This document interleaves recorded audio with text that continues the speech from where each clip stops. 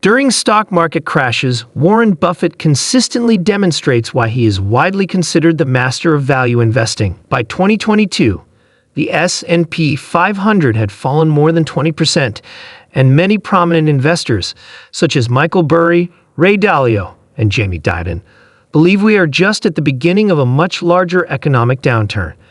As we dive into this, we'd really appreciate it if you could like and subscribe to our channel. It helps us maintain and grow this channel, allowing us to continue producing content that you enjoy and find valuable. With that in mind, let's explore some Buffett lessons that can help guide your investment decisions during market downturns and potentially improve your portfolio returns. Warren Buffett starts by explaining that, while things that make no sense can go on for a long time, they always eventually come to an end.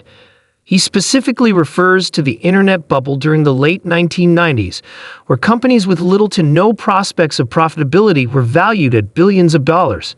To him, this was a clear example of a bubble. Fast forward to today, and many people are beginning to feel the same way about the current market conditions. The past few years have seen a massive bull run, but as we are witnessing now, that run is likely coming to an end. But this is where Buffett's advice really shines. The first lesson he shares is about avoiding panic selling. Buffett has long been an advocate of not letting fear drive your investment decisions. He often says that a good business should never be sold simply because of market fluctuations.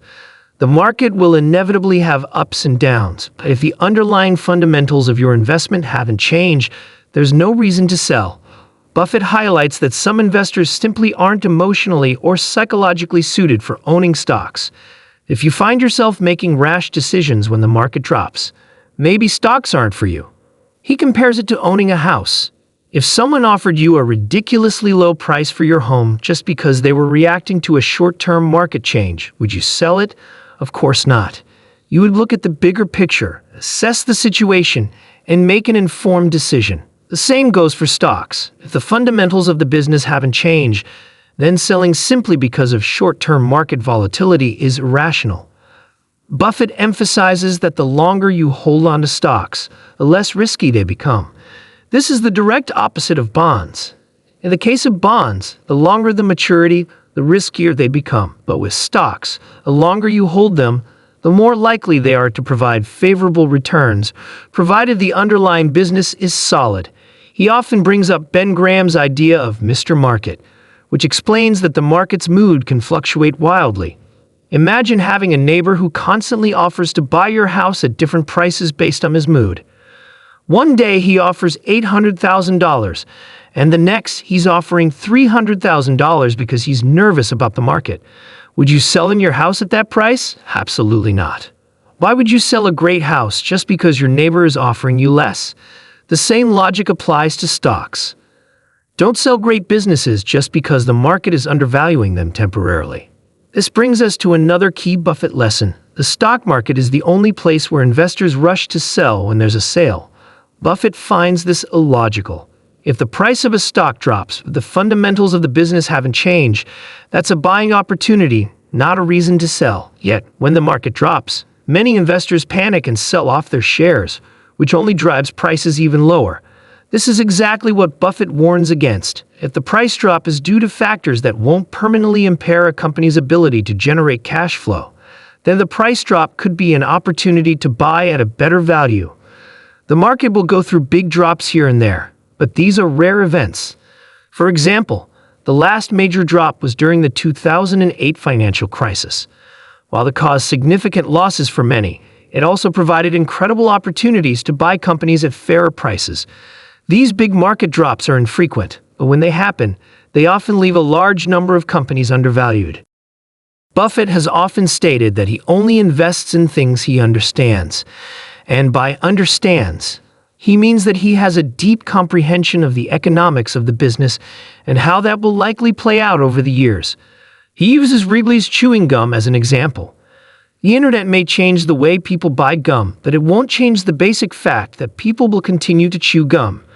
He can predict the future of a company like Wrigley's with a fair degree of confidence because he understands the fundamentals of the gum business. But when it comes to other industries like tech, predicting the future can be much more difficult. The rapid pace of technological change and the emergence of new competitors can make forecasting incredibly challenging. Buffett's point here is clear. Never invest in something you don't understand. A company might seem cheap, but if you can't understand how it makes money and how it will sustain that profitability, then it's not worth the risk. This is especially important during market crashes when companies that don't have solid foundations often make headlines. In the past, we've seen airlines, cruise lines, and travel agencies struggle during downturns. But today, the focus is on high-flying tech companies. Even though these companies may seem undervalued when the market dips, Buffett warns that if you don't understand the business and its prospects, then you should steer clear. There's a danger in buying companies simply because they're cheap. During market crashes, many companies will fall in value, but it's essential to make sure you understand their business model and future prospects before jumping in. Buffett also reflects on his earlier investing mistakes, particularly with the strategy he calls cigar butt investing. This is when you buy stocks that are cheap but have little to no future growth prospects, much like finding a discarded soggy cigar on the street, taking one puff, and tossing it away. In the past, Buffett admits that he used to look for these cheap stocks and get short-term value from them, but he realized it wasn't a sustainable strategy. The better approach is to buy great businesses at a fair price. Buffett has learned that it's better to buy excellent businesses with long-term growth potential at a fair price, rather than looking for businesses that are cheap but lack any real long-term promise. The final Buffett lesson focuses on the importance of keeping an eye on long-term goals. Buffett reminds us that, during market crashes, you will see things happen that seem unbelievable, and the market will experience wild swings. However, over the long term, the economy and markets tend to recover and grow. Buffett believes that the key to success is temperament, not intellect. It's not about being the smartest investor in the room. It's about being able to keep a cool head when others are panicking. When the market crashes and everyone else is rushing to sell, the investor who remains calm and focused on the long-term outlook will ultimately come out ahead. If you're able to detach yourself from the short-term noise and keep your eyes on the long-term horizon, your investments will likely pay off.